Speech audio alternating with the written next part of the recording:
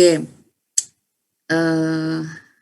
mungkin minggu ini nggak terlalu banyak, nggak terlalu ribet juga kayak minggu kemarin. Minggu kemarin basic science-nya mungkin banyak teman-teman yang yang masih mengawang-awang apa sebenarnya, bagaimana, kayak susah banget, tapi sebenarnya simple. Kita lanjut ke minggu ini untuk aplikasinya, dan materinya sedikit sih sebenarnya, saya rangkum aja semuanya. Oke, kita ulang lagi ya. Jadi transplantasi sel germinal itu sendiri, kita punya donor. Dari donor itu terlepas dari sel PGC, primordial germ cells, atau sel testikular, atau sel dari ovari, itu suspensi selnya ditransplantasikan ke ikan resipien yang diharuskan steril. Sterilnya bisa dari triploid, bisa dari knockdown, maksudnya mengeliminasi keberadaan germ cell, endogenous germ cell-nya resipien. Dan selanjutnya resipien sel itu akan terinkorporasi ke dalam gonad resipien, dan resipien jantan akan menghasilkan sperma, dan resipien betina akan menghasilkan telur dari donor. Dan selanjutnya ketika kita kawinkan, kita akan mendapatkan anakan dari ikan donor. Simpelnya seperti itu. Dan sebenarnya metodenya hanya seperti ini, dan pengembangannya yang macam-macam. Jadi minggu lalu itu terlihat ribet karena benar-benar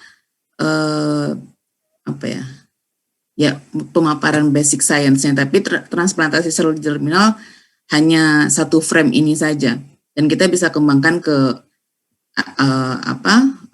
optimasi donornya, optimasi resipiennya, analisa untuk sel gametnya seperti apa, mau marka molekuler kah atau fenotip saja kah, seperti itu. Oke, selanjutnya mungkin saya langsung lompat ya ke cryopreservasi. Nanti baru saya jabarkan aplikasinya. Kemarin kita menjabarkan tentang transplantasi dengan menggunakan sel yang fresh. Pada tahun 2013, ini pionirnya Singgili, kita manggilnya Sunggi Maru, dokter lulus 2014, 5 tahun doktornya hanya untuk penelitian cryopreservasi whole testis atau whole ovary di rainbow trout. Dia pionirnya. Awalnya Yuzaki Sensei punya ide sel, tetapi sel itu sendiri kalau untuk di cryopreservasi itu survival rate-nya rendah. Jadi ketika kita disosiasi sel dulu, habis itu disimpan di liquid nitrogen, habis itu dipurifikasi lagi, habis itu maksudnya di sentrifuge lagi, habis itu ditransplantasi, jadi efisiensinya rendah. Jadi Singgili ini yang mengerjakan pertama kali untuk cryopreservasi testis yang dipublish di PNAS. Jadi testis dari ikan rainbow trout diambil dan dimasukkan di cryopreservasi di liquid nitrogen. Selanjutnya diisolasi, suspensi sel ditransplantasi, dan selanjutnya anakan bisa menjadi anakan dari ikan cryopreservasi sel donor. Berikutnya, Singgili juga berhasil, dia juga pionirnya mentransplantasi pertama kali sel ovari hasil cryopreservasi ovari, dan berhasil mendapatkan offspring. Berikutnya ada metode satu lagi selain namanya, nanti saya jabarkan, tapi ini satu lagi metodenya berbeda dengan Singgili. masih grupnya, masih di labnya kami juga, namanya Seki, postdoc tahun 2014, dari zamannya Bu Irma, dari 2010 sampai 2014, dia fokus ke vitrifikasi namanya. Nanti saya jabarkan vitrifikasi medaka dan berhasil juga menghasilkan donor derived offspring. Ini sampai sekarang vitrifikasi ovari masih sejauh tahap optimasi saja. Sejauh ini baru 2 paper yang mempublish tentang optimasi vitrifikasi ovari, dan ini Helena Lujic ini pionirnya, dan kebetulan grup ini berhasil, mereka fokusnya di cryopreservasi, dan untuk transplantasi sendiri mereka belajar ke labnya Yoshizaki Sensei, labnya Yoshizaki, dan akhirnya sekarang publikasi dari grup ini, terutama Akos Horvath ini dan satu lagi namanya Franex, itu fokus ke transplantasi cyprinid, mulai dari goldfish, common carp, dan lain-lain untuk cryopreservasinya. Oke. Jadi sebelumnya ada slow freezing, ada vitrifikasi. Jadi Senggili itu memakai slow freezing dan Seki memakai vitrifikasi, di mana slow freezing itu mendinginkan tisu atau jaringan perlahan-lahan. Jadi ada cooling rate-nya sampai mencapai derajat dingin yang stabil, dan akhirnya bisa disimpan di liquid nitrogen sampai bertahun-tahun. Yang kedua, vitrifikasi itu tanpa pendinginan perlahan, jadi disebut dengan rapid cooling, pendinginan super cepat. Jadi testis langsung masuk ke liquid nitrogen. Dan kebetulan saya membandingkan 2 metode ini untuk ikan saya sendiri yang sudah dipublish tahun 2020 kemarin, dan sekarang selanjutnya saya akan jabarkan metodenya bagaimana slow freezing dan bagaimana rapid vitrifikasi ini dan perbedaannya seperti apa. Untuk cryopreservasi slow freezing, kita punya testisnya diambil dan dimasukkan ke dalam cryotube yang sudah berisi cryomediumnya seperti ini. Secara konsep cryopreservasi, kita harus ada cryoprektan agen untuk menghindari selnya mengkerut atau membesar, mengembang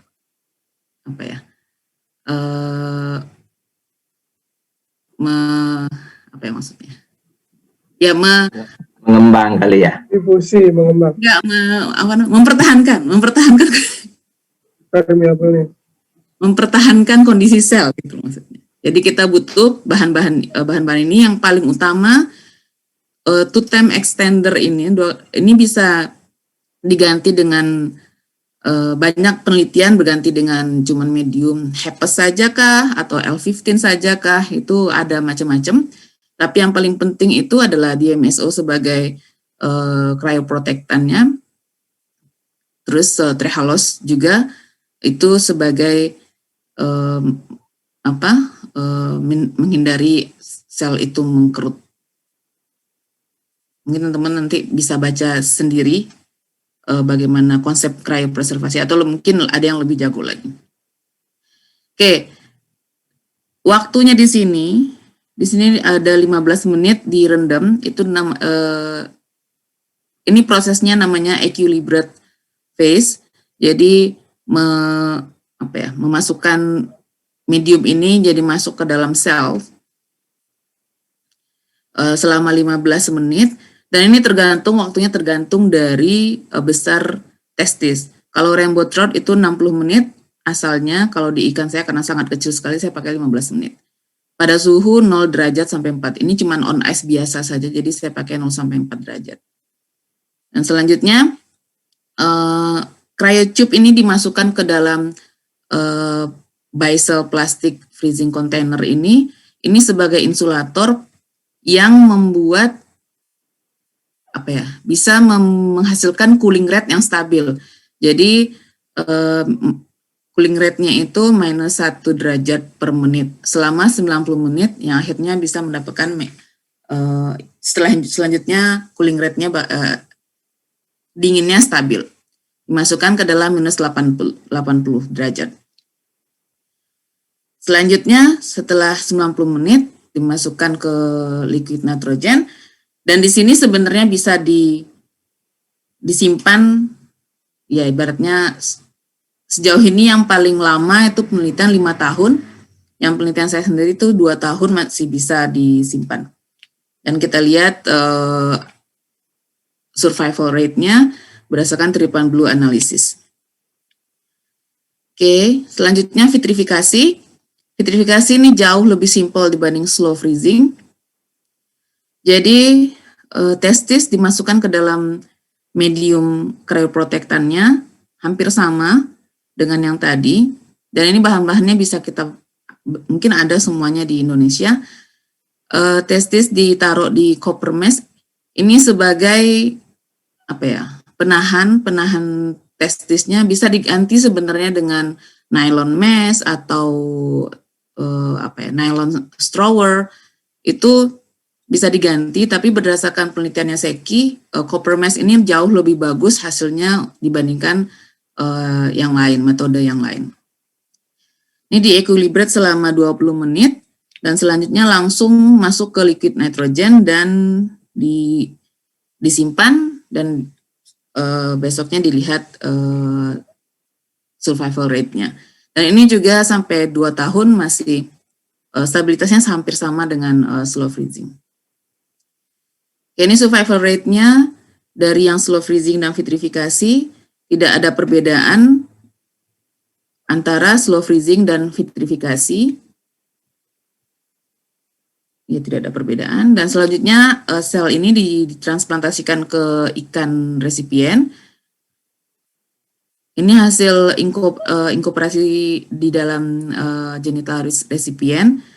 Ini fresh, ini hasil slow freezing, ini hasil vitrifikasi, di mana tidak terlihat perbedaan sama sekali di antara hasil masing-masing selnya, dan colonization efisiensinya juga tinggi sama seperti yang fresh, dan secara signifikan tidak berbeda sama sekali.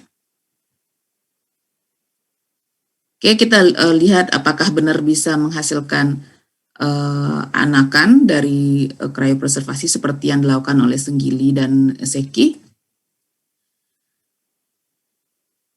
Iya, dari slow freezing yang male itu ketika dikawinkan dengan albino, karena tadi donornya albino. Kalau masih ingat dengan penelitian saya sebelumnya, donornya albino, resipiennya wild type. Jadi ketika analisis gamet itu tinggal dikawinkan dengan albino, kita lihat anakannya albino apa tidak. Jadi slow freezing ya 3 dari 6, 100%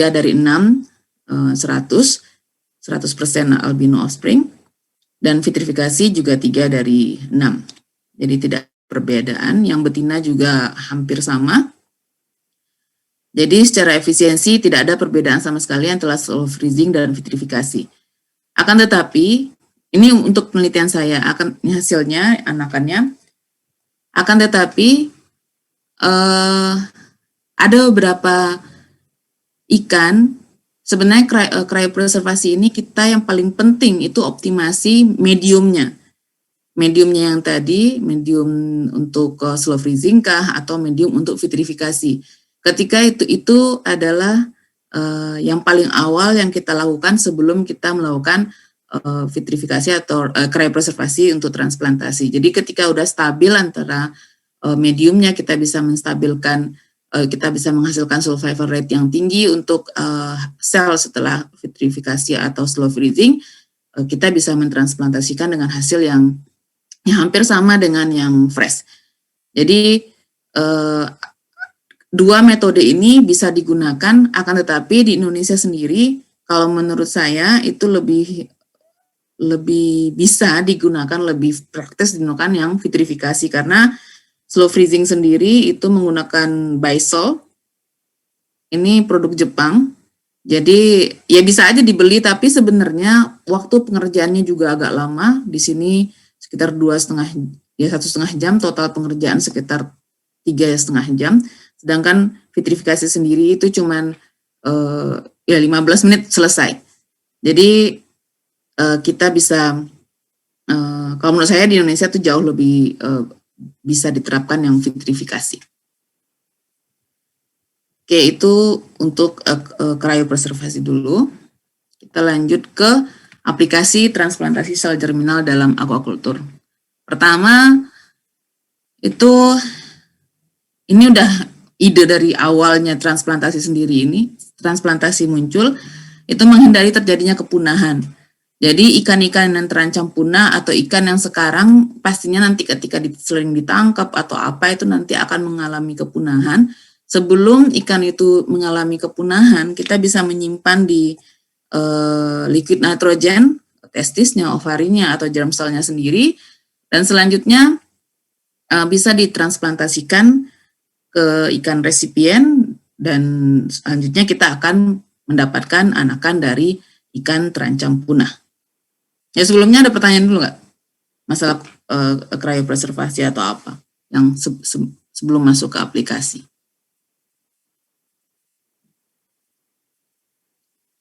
Nggak ada pertanyaan? Kalau media yang tadi itu relatif sama, walaupun dia berbeda, apa ya, kayak Rainbow kan mungkin beda testisnya dengan Bitterling, beda mungkin dengan Nila atau apa, itu ada perbedaan konsentrasi nggak, atau itu sudah stabil, hanya lama waktunya saja yang berbeda tadi? Kebetulan aku cuma ngikutin yang ada aja, Pak. Aku nggak optimasi langsung yang slow freezing, itu ambil dari Rainbow, yang optimasi dari Senggili itu langsung bisa. Terus vitrifikasi itu udah metode yang udah ada di lab, langsung diaplikasikan ke Bitterling bisa. Tapi untuk menghasilkan mungkin misalnya tadi kan cuma 40% hasil dari survival rate-nya. Andai kalau kita optimasi, misalnya ganti DMSO atau ganti dengan ethylene glycol atau ya optimasi sendiri, itu kemungkinan bisa kita mendapatkan hasil yang lebih tinggi lagi gitu. Tapi secara standar metode ini udah bisa langsung, udah beberapa ikan udah dicoba di lab, itu rata-rata metode ini udah bisa diaplikasikan ke beberapa ikan yang ada di lab Medaka, zebrafish, ayu, stickleback ya. Ya, terus beberapa jenis trout itu udah bisa, gitu Pak. Sip, ya. Saya Mbak, membedakan dengan yang fresh ya, yang itu waktunya berapa lama kira-kira? Kalau fresh bisa bertahan berapa lama, dan untuk cryopreservasi ini paling pendek kira-kira bisa kita cek dalam waktu berapa lama? Bertahan sel, maksudnya fresh cell itu bertahan berapa lama kira-kira bisa kita pakai gitu? Ya. Selama ini itu 3 hari di dalam 4 derajat itu masih bisa dipakai. 3 hari di 4 derajat. Berarti 3 hari di 4 derajat dalam medium itu masih bisa dipakai. Akan tetapi selnya udah nggak sehat. Masih hidup tapi nggak sehat. Nah, rata-rata itu 2 malam itu baru bisa. Jadi misalnya kalau aku tuh biasanya nggak sempat besok mau transplantasi, terus nggak sempat besok mulai dari disosiasi nggak sempat, jadi hari ini diambil testisnya atau disimpan di dalam kulkas. Nah, besok baru disosiasi, atau hari ini disosiasi, besok baru ditransplantasi, dan besoknya lagi juga masih bisa ditransplantasi. Itu 2 hari masih bisa tapi pernah aku kerjain sampai 4 hari, selnya masih hidup, dicek di triple juga masih hidup, tapi ketika ditransplantasikan itu kolonisasi rate-nya udah rendah, udah turun. Ya, mungkin misalnya ya kita ngambil arwana merah dari Kalimantan gitu, harus bawa ke Jawa, ya mungkin itu kali ya Mas Fajar ya. Iya Pak. Oke.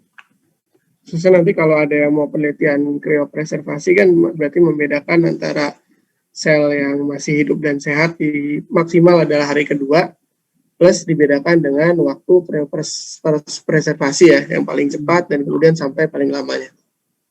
Ya, Bahkan tapi sampai 5 tahun. aku nggak masukin di sini itu kriopreservasi ikan utuh, nggak aku masukin di sini karena itu masih masih banyak kendala dan hanya masih bisa di rainbow trout, belum ada replikasi untuk ikan yang lain, jadi aku nggak berani masukin. Tapi itu juga masih boleh dicoba untuk ikan besar seperti arwana, nila, itu masih bisa sih kayaknya. Dicoba juga bisa gitu. Tapi penelitian itu kan pakai ikan transgenik, ikan GFP. Jadi untuk melihat ikannya, selnya itu masih hidup apa enggak, cukup hanya dengan melihat fluorescence dari GFP saja. Kalau ikan wild type itu pakai tripam blue lagi ya, atau nanti pakai PI. Jadi lebih agak apa? Tripam blue juga harus benar-benar berkali-kali diulang-ulang biar menghasilkan beneran bisa dipakai untuk ikan whole fish cryopreservasi. Gitu. Oke. Pertanyaan selanjutnya kan tube untuk cryo-nya kan ukurannya 2 mili dan tadi larutannya adalah 2 kali ya Mbak. Itu. Nah kalau untuk testis atau gonad yang berukuran besar bisa kita pecah atau tidak dalam keadaan utuh atau bagaimana? Bisa aja dipecah. Pecah bisa, di dalam utuh juga bisa. Nggak ada masalah. Oke. Jadi tidak dalam kondisi full rusak gitu ya, nggak masalah ya, nggak ada perbedaan. Ngaruh. Jadi intinya malah aku ketika optimasi, jadi penelitian tahun kemarin tuh optimasi vitrifikasi untuk ikan yang lain, karena testisnya limit, jadi aku pecah. Jadi satu testis itu dijadiin sebagai 8. 4 untuk fresh, 4 untuk cryopreservasi, untuk vitrifikasi. Jadi dipecah jadi 8, dipotong kecil-kecil, dan ya bisa, masih bisa, dan 1 tahun disimpan pun juga masih bisa. Masih bisa dan masih bagus hasilnya. Jadi nggak ada masalah, tapi kalau vitrifikasi atau kalau cryopreservasi ini kita harus dalam pengerjaan penelitian itu selalu yang satu testis diambil dari satu ikan, setengahnya masuk fresh, setengahnya masuk ke vitrifikasi untuk mengcompare. Dan harus, misalnya kalau kondisi gonadnya itu tidak sama besar, harus pakai acuan gram nantinya. Tapi kalau sama besar nggak masalah. Izin bertanya, Bu. Oh ya. Silakan, Pak Bagus. Mohon maaf, tadi saya tertarik di slide awal itu ada cryopreservasi untuk ovari juga seperti itu. Iya.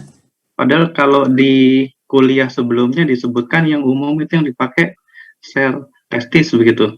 Karena filtrasi oogonianya sendiri susah karena ukurannya sama gitu. Apakah filtrasinya sendiri nanti kalau untuk ovari ini bisa pakai 80G seperti kemarin atau tidak, Bu? Terima kasih.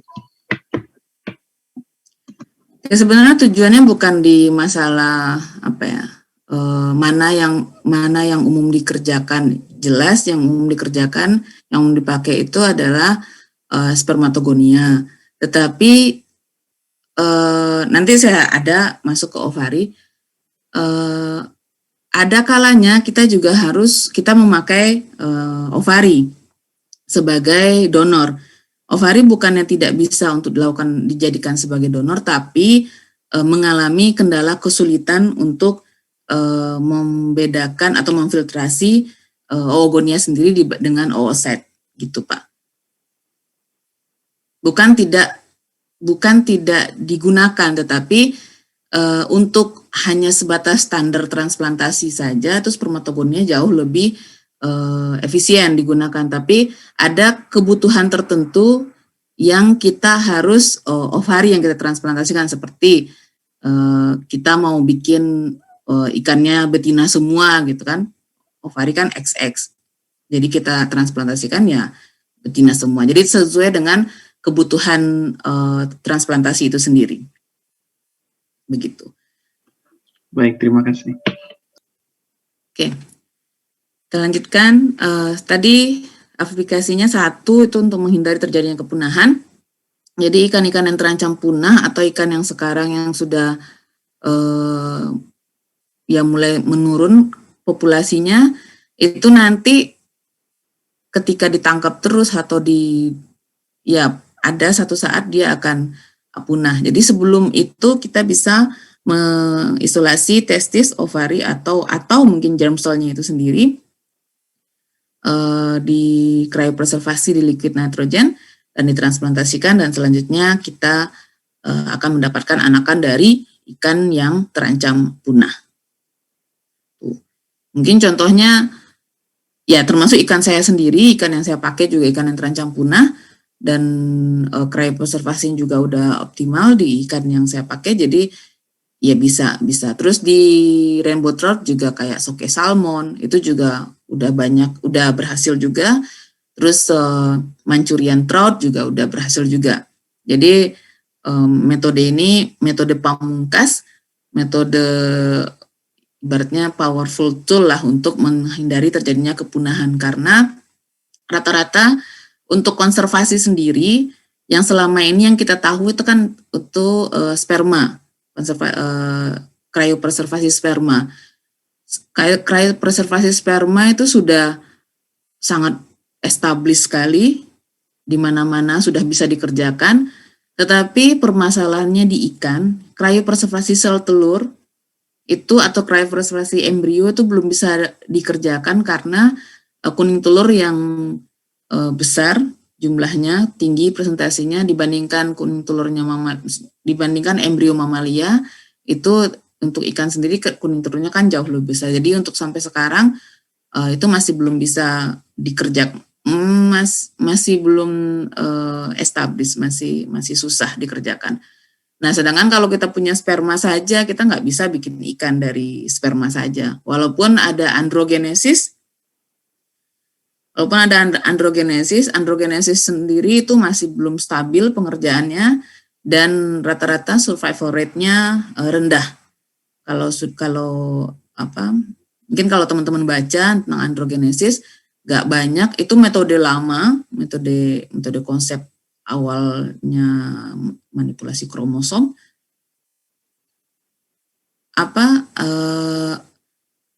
masih sampai sekarang masih belum optimal, masih belum stabil lah. Jadi intinya kalau untuk cuman konservasi sperma saja itu belum bisa untuk menjadi sebagai alat untuk konservasi ikan. Jadi kombinasi dari cryopreservasi ini dan transplantasi itu dikatakan sebagai teknologi pamungkas lah untuk konservasi. Begitu. Terus selanjutnya yang kedua, mempercepat siklus reproduksi. Jadi kita bisa memakai ikan-ikan yang siklus produksinya lama, seperti ikan carp, mungkin ikan mas, 2 tahun ya. Terus ditransplantasikan ke ikan mungkin goldfish atau apa yang lebih cepat siklus reproduksinya.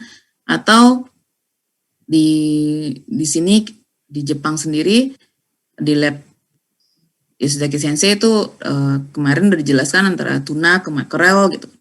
Atau ya mungkin banyak teman-teman justru lebih banyak punya imajinasi ikan apa saja yang bisa yang punya siklus pematangan gonad yang lebih lama. Seperti itu juga. Terus yang ketiga, produksi ikan-ikan yang belum bisa dipijahkan dengan pemijahan buatan atau belum bisa didomestikasi. Jadi itu juga banyak sampelnya. Kita banyak mengandalkan pemijahan alami atau penangkapan. Jadi ketika kita bisa domestikasi, itu akan jauh lebih menguntungkan untuk aquaculture sendiri. Seperti itu. Sampai sini oke ya. Keempat, itu menghemat biaya pemeliharaan untuk induk-induk ukuran besar. Saya contohkan di sini tadi tuna, karena tuna sendiri pemeliharaannya sangat besar sekali, tanknya besar. Nah, dari situ ide asalnya Yoshizashi Sensei untuk mentransplantasikan tuna ke ikan makarel. Dan selain itu, tuna matang gonatnya sekitar 3-4 tahun atau 5 tahun. Terus ditransplantasikan ke makrel yang cuma 1 tahun sudah matang gonat, dan kita bisa menghasilkan anakan tuna dari makrel. Itu konsep awalnya. Dan sampai sejauh ini masih dikerjakan. Yang kemarin saya sebutkan, testisnya sudah sperma dari ikan donornya sudah bisa, dan tinggal dari telurnya saja. Dan ini contoh ikannya juga lumayan banyak.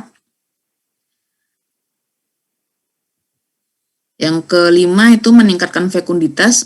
Minggu lalu juga ada sempat dibahas. Kebetulan ikan yang saya pakai ikan yang fekunditasnya cuman 9-20 telur di dalam satu kantong, satu kali pemijahan, atau satu kali pemijahan. Jadi ketika ditransplantasikan ke ikan yang fekunditas tinggi, itu dia mengikuti fekunditasnya resipien. Jadi kita bisa meningkatkan fekunditas ikan-ikan yang rendah dengan mentransplantasikan ke ikan yang notabene punya fekunditas atau kantung gonatnya lebih tinggi. Itu seperti dulu di lab di PB kita punya ide neon tetra ke ikan mas. Cuman dulu tuh idenya kita banyak, idenya Fajar, idenya Pak Alim, idenya teman-teman yang lain itu banyak banget, tapi mungkin kita terkendala di banyak hal yang membuat kita tidak berhasil. Tapi idenya banyak banget. Bu, izin bertanya, Bu. Oh ya. Untuk pemilihan jenis ikannya itu apakah ada syaratnya gitu ya, Bu? Kan tadi kayak tuna ke makarel gitu, Kak. Apakah harus dekat dengan pohon filogeninya atau tidak ya, Bu? Terima kasih. Oke. Ini pertanyaan bagus sekali. Sebenarnya dari awal kemarin harusnya ditanyakan. Kenapa saya dari awal kemarin nggak pernah menyebutkan ciri-ciri donor ke resipiennya itu seperti apa? Karena masih mencari sebenarnya. Misalnya kita dibilang ciri-cirinya seperti ini, tapi ternyata enggak. Jadi sejauh ini yang kita dapatkan itu interfamily masih bisa. Maksudnya intragenous, intergenous itu bisa. Interfamily itu bisa, tetapi ternyata mungkin kendalanya adalah di misalnya resipiennya suhunya misalnya 28, donornya misalnya suhu pemeliharaannya 20 gitu. Jadi lebih ke cellular environment-nya, kebiasaannya seperti apa gitu. Jadi kalau untuk awalnya itu genetik dekat itu bisa, pastinya genetik dekat bisa. Tetapi lebih mengarah ternyata ke kayak bentuk telur gitu misalnya. Bentuk telur atau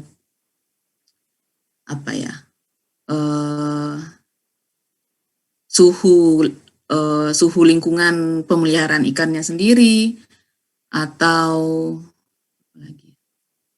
jadi saya nggak bisa menjabarkan karena itu masih mencari. Jadi beberapa ikan bisa misalnya kayak tadi Saba ke tuna, tuna ke Saba itu tuna ke makrel, maaf kalau ngomong bahasa Jepangnya, tuna ke makrel itu spermanya bisa tetapi telurnya nggak bisa, dan ini kita dapatnya bertahun-tahun baru bisa berhasil gitu. Dan ternyata dilihat lagi ternyata suhu pemeliharaannya tidak sama. Dan satu lagi untuk sperma sendiri itu rata-rata bisa. Untuk sperma rata-rata bisa ikan ditransplantasikan ke ikan, beberapa ikan itu bisa. Rata-rata nggak ada syaratnya. Tetapi kalau untuk pembuatan telur, itu yang paling penting, itu banyak syarat, mulai dari fitologenin reseptornya sama apa tidak. Kadang-kadang ada yang berbeda jauh, tetapi kalau fitologenin reseptornya sama, proses fitologenesis tetap berlangsung seperti itu. Jadi saya nggak bisa menyebutkan karakter apa, ciri-ciri apa, karena sekarang itu masih dalam proses tahap penelitian lah. Jadi kalau ikan ini ke ikan ini syaratnya apa atau genetiknya jauh, ternyata bisa. Misalnya sekarang saya bilang genetik jauh nggak bisa, ternyata bisa. Jadi saya nggak bisa bilang seperti itu. Jadi cirinya saya nggak bisa bilang. Walaupun sebenarnya sudah ada sebenarnya ciri-ciri yang sampai sejauh ini yang udah ada. Kemarin kan minggu lalu saya sudah menjabarkan beberapa penelitian yang sudah dikerjakan mulai dari intergenus sampai interfamily. Rata-rata incorporated cell-nya itu nyampe, maksudnya donor itu berhasil terinkorporasi ke dalam genital ridge-nya resipien rata-rata sampai ke interfamily yang berbeda family. Nah, pas waktu proses pembentukan sperma atau ke telur itu dia baru mulai bermasalah di situ. Nah, permasalahannya itu apa? Apakah itu tuh kan masih dilakukan penelitian sampai sekarang. Seperti itu. Baik Bu, berarti kalau misalkan mau mencoba-coba gitu ya Bu, berarti syarat sederhananya lingkungannya harus sama gitu ya Bu, tempat tinggal ikannya, suhunya. Oke, kalau mau mencoba-coba itu pastinya kita pakai konsep awal. Satu genus, satu kondisi perairan, atau satu bentuk telur, atau satu misalnya medaka ke ikan zebrafish kan kondisi telurnya beda ya, satu ada flagelnya, satu enggak. Jadi cara pemijahannya juga berbeda gitu. Sistem pemijahannya seperti apa. Tapi itu pun juga saya nggak bisa bilang sistem pemijahan juga mempengaruhi. Tapi yang paling awal mungkin kalau untuk mencoba itu pastinya satu genus dulu. Baik Bu, terima kasih Bu. Oke, lanjut ya. Baik, lanjut.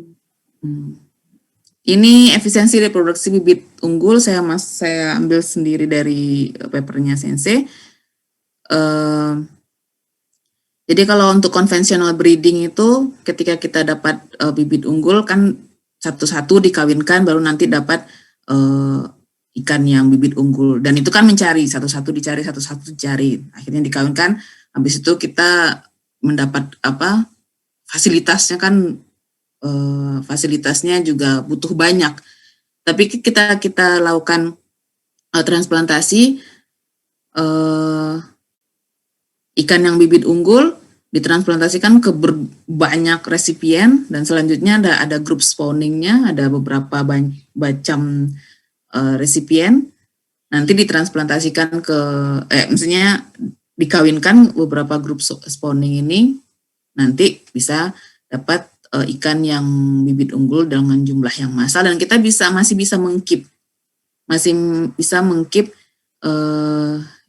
karena grup spawningnya ini, grup indukannya itu banyak, yang notabene sama, mempunyai kualitas genetik yang sama rata-rata, itu bisa menghasilkan bibit unggul yang lebih banyak lagi. Atau untuk membuat bibit unggul sendiri, misalnya kita mix beberapa jenis. Kalau ini kan satu testis. Misalnya kalau dimixkan, misalnya ikan A, B, C, D dengan ikan nila, misalnya ikan tumbuh ini, ikan macam-macam trait-nya, bibitnya, dimixkan, ditransplantasikan, nah akhirnya resipiennya bisa mempunyai macam-macam jenis unggulannya di dalam tubuhnya gitu. Jadi kita masih bisa memixkan, atau kita mau mencari bibit unggul pun juga masih bisa dengan transplantasi yang awalnya kita harus kawinkan satu-satu terus nanti dianalisa satu-satu. Tapi transplantasi yang awalnya misalnya ada ikan 50 gitu misalnya. 50 itu kita mixkan itu sebenarnya random masukin ke resipien, terus habis itu nanti hasil resipien, hasil anakannya itu dianalisa. Juga masih bisa seperti itu. Jadi intinya untuk pencarian bibit unggul, untuk produksi massal bibit unggul bisa dilakukan. Oke, selanjutnya mempertahankan kualitas genetik bibit unggul atau ikan alam. Jadi ikan bibit unggul itu kan kalau kita terus kawinkan itu akan turun kualitas genetiknya. Apalagi juga misalnya ikan alam juga seperti itu, kita diambil dari alam yang notabene kualitas genetiknya itu masih superior, masih bagus. Terus kita domestikasi, terus habis itu kita kawinkan, akhirnya terjadi inbreeding apa segala macam, akhirnya terjadi penurunan kualitas genetik. Nah itu juga bisa dikerjakan dengan kita cryopreservasi di awal, paling awal. Jadi bibit unggul itu kan misalnya kita dapat bibit unggul, anakannya misalnya ada 100, 50 disimpan, 50 diperbanyak. 50 disimpan itu adalah bibit unggul awal, itu nanti di cryopreservasi. Nanti ketika bibit unggulnya itu turun kualitas genetiknya, kita bisa atau di ikan alam juga, misalnya ikan yang baru awal domestikasi yang genetiknya masih bagus-bagusnya, kita bisa simpan testis ovarinya, terus habis itu ditransplantasikan nanti ketika sudah terjadi penurunan kualitas genetik.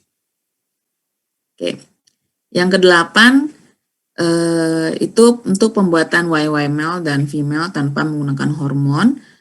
Contohnya kalau kita membuat YY, ada testis yang XY, kromosomnya ditransplantasikan, yang akhirnya nanti resipiennya mengandung sperma XY sama telur XY.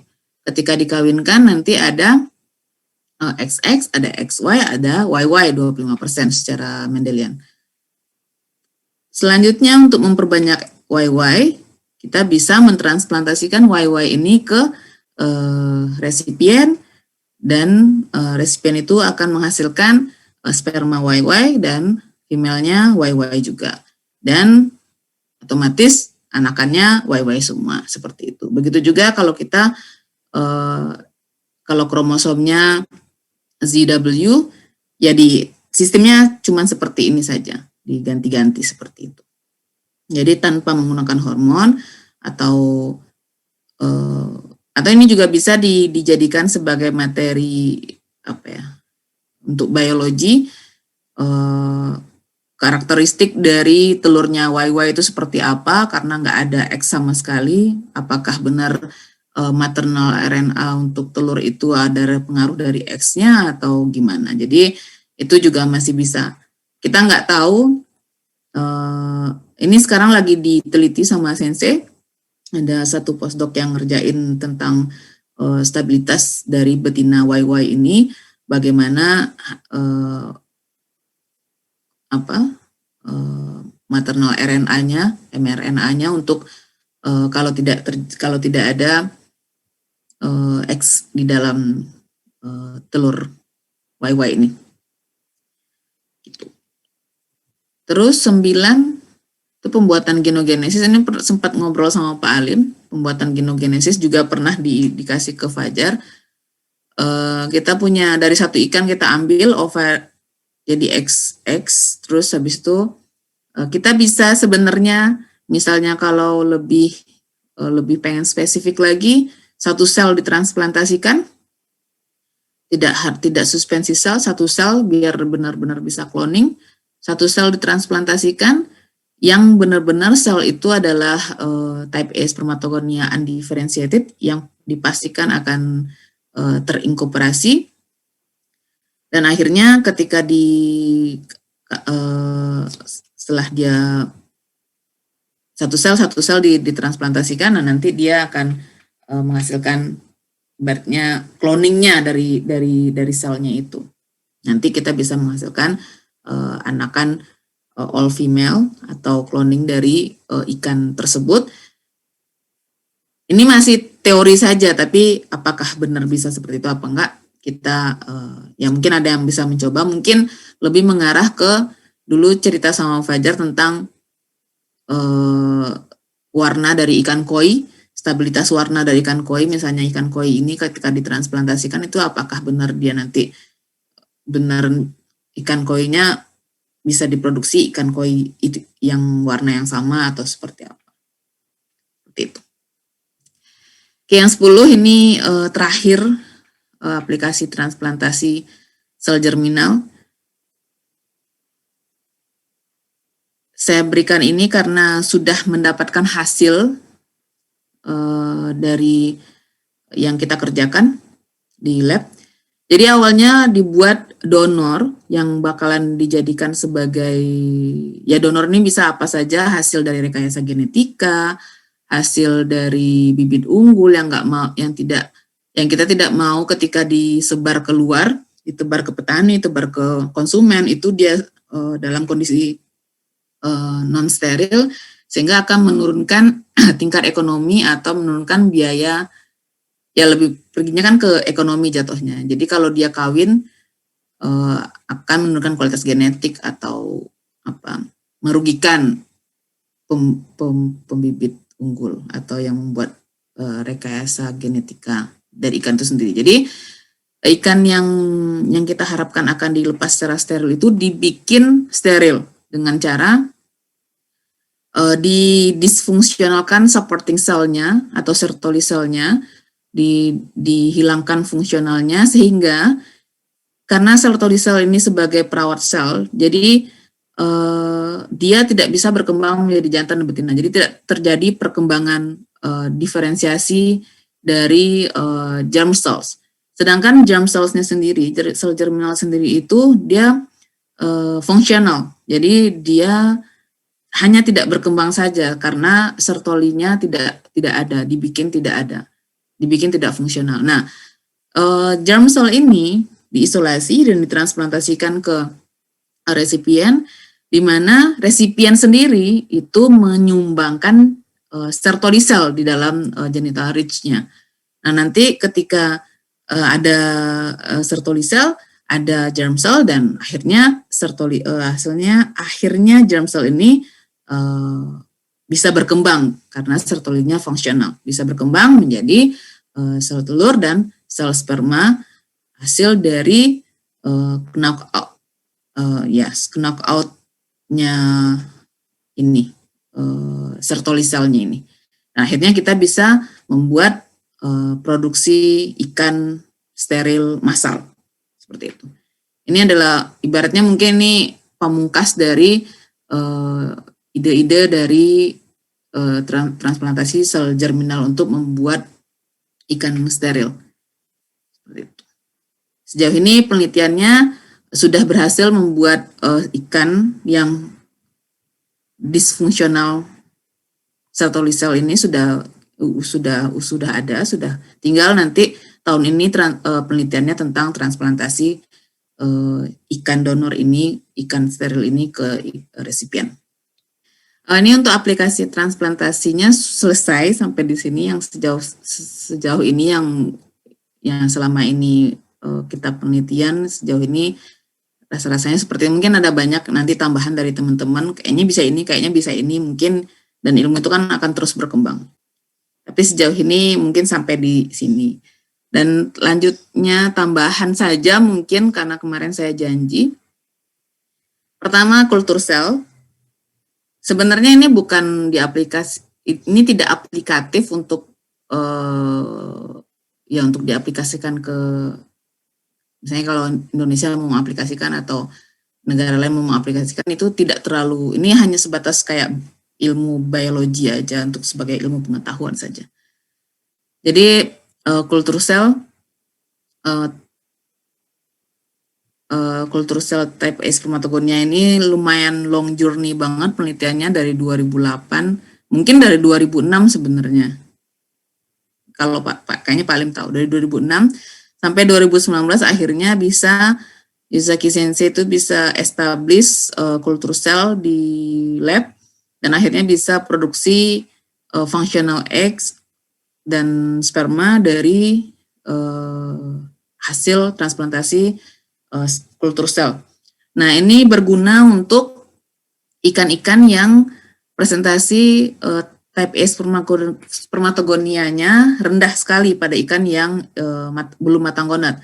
Kan minggu lalu yang cocok dijadikan sebagai donor itu adalah ikan-ikan yang belum matang gonad. Tapi ada beberapa ikan yang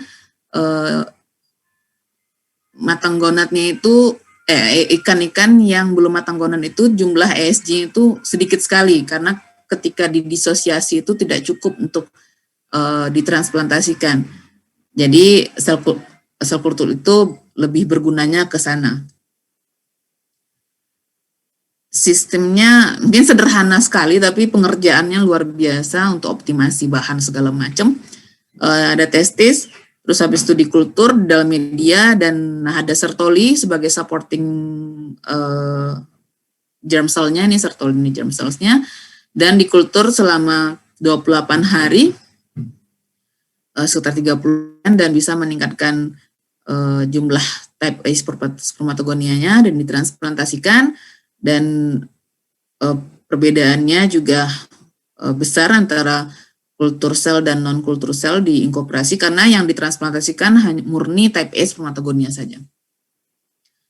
Dan akhirnya berhasil anakan dari ikan hasil kultur sel. Itu. Kalau teman-teman mau baca nih penelitian di sini nih long journey banget penelitiannya sama kayak tuna tadi. Tapi alhamdulillah ini masternya Yoshiko Iwasaki ini yang ibaratnya berjuang lah mati-matian untuk berhasil untuk mendapatkan kultur sel. Yang pionirnya Shinya Shikina. Shinya Shikina ini sekarang di Taiwan sebagai associate professor dan dilanjutkan oleh Iwasaki. Seperti itu. Sebagai intermezzo pengenalan aja. Oke. Selanjutnya cell sorting sama seperti kultur sel sorting juga bukan sesuatu hal yang harus kita lakukan, tetapi makanya saya tidak memasukkan ke materi minggu 1 karena bukan mainnya, lebih mengarah ke biologi. Kalau bagaimana kalau cuma type A spermatogonia saja yang kita, atau bagaimana ekspresi gen dari type A spermatogonia, seperti itu. Jadi cell sorting itu ada berapa? Ada 1 fluorescence activated cell sorting. Basicnya selnya itu didetek dengan fluorescence, yang mana selnya sendiri itu sudah di label dengan antibody yang spesifik ESG karena diharapkan di sini ESG. Dan untuk membuat spesifik antibody ESG ini awalnya cell sorting itu dipakai dengan karakteristik fisiknya sel. Jadi ukuran sel karena type A spermatogonia itu berbeda dengan type B atau type jenis diferensiasi sel yang lain untuk ukurannya. Nah, selanjutnya dari situ akan dibuat antibody dan diulang lagi di labeling. Nanti antibodinya itu dipakai untuk labeling untuk fluorescence. Nanti di alat ini namanya macam-macam alatnya, ada intinya alatnya flow cytometry lah. Jenisnya macam-macam. Nanti mendetek mana yang dilabeli ke sini misalnya green, ya ke sini, yang merah ke sini, seperti itu. Prinsipnya seperti itu. Ribet. Yang kedua pakai magnetik, sama aja. Jadi sistemnya pakai antibody, selnya di coating dengan magnetic beads yang sudah dilabeling juga dengan antibody. Nanti dideteksi dengan ada juga alatnya namanya. Jadi ada magnetnya di sini, kita memasukkan sel di sini, nanti sel yang tercoating pindah masuk ke kutub ini. Gitu. Jadi dia terpisah. Yang sudah dilabelin dengan magnetic beads dan antibody dicampur dengan sel, nanti dia terpisah. Yang tidak tercoating dengan yang sudah tercoating itu terpisah secara magnetik karena beads-nya magnet. Prinsipnya sama seperti flow cytometry, seperti fluorescence. Yang ketiga pakai parkol.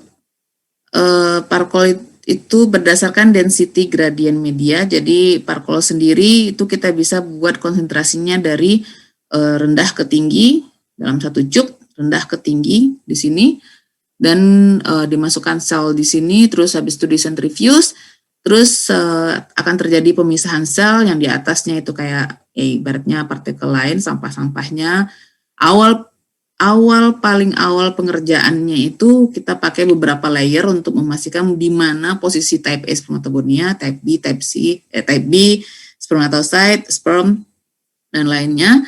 Itu beberapa mulai dari misalnya yang 25, 20, 30, kadang-kadang ada 26. Jadi ada optimasi layernya untuk mendapatkan type A spermatogonia. Oh hilang, ini type A spermatogonia hilang. Dan selanjutnya setelah kita dapatkan beberapa, kita bisa optimasi dengan cuma 3 layer saja partikel lain, dan di sini populasi type A spermatogonia dan di bawahnya adalah spermatocyte. Akan tetapi pengerjaan ini termasuk lama, mulai dari disosiasi sel, habis itu parkol sendiri itu memakan waktu untuk sentrifugasinya itu sekitar 30 menit, dan pengambilan sel dari sini ke sini. Jadi masih banyak kontaminasi. Jadi benar-benar harus ini metode efektif tapi tidak terlalu efektif, efisien. Masih baca. Tidak powerful kali ya. Powerful ya, Pak. Ya, saya pernah nyoba, nggak sederhana ya, walaupun kita sentrifusnya tidak ada yang tipe begini yang bagus. Ya ini kan prinsipnya mirip memisahkan RNA, DNA, protein gitu ya. Iya Pak. Ya, jadi salah dikit kita ngambil DNA yang ada di atas misalnya ya, atau ada protein. Nah itu mirip-mirip gitulah, tidak sederhana. Gitu. Iya. Iya, kalau misalnya kalau protein gitu Pak, kan masih satu larutan di atas, atau protein kan jelas di tengah. RNA satu larutan itu semuanya RNA.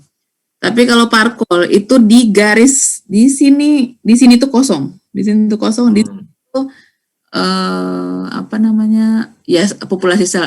Tetapi pas waktu ngeliat ini karena gambarnya seperti ini jadi kelihatan matanya itu. Iya.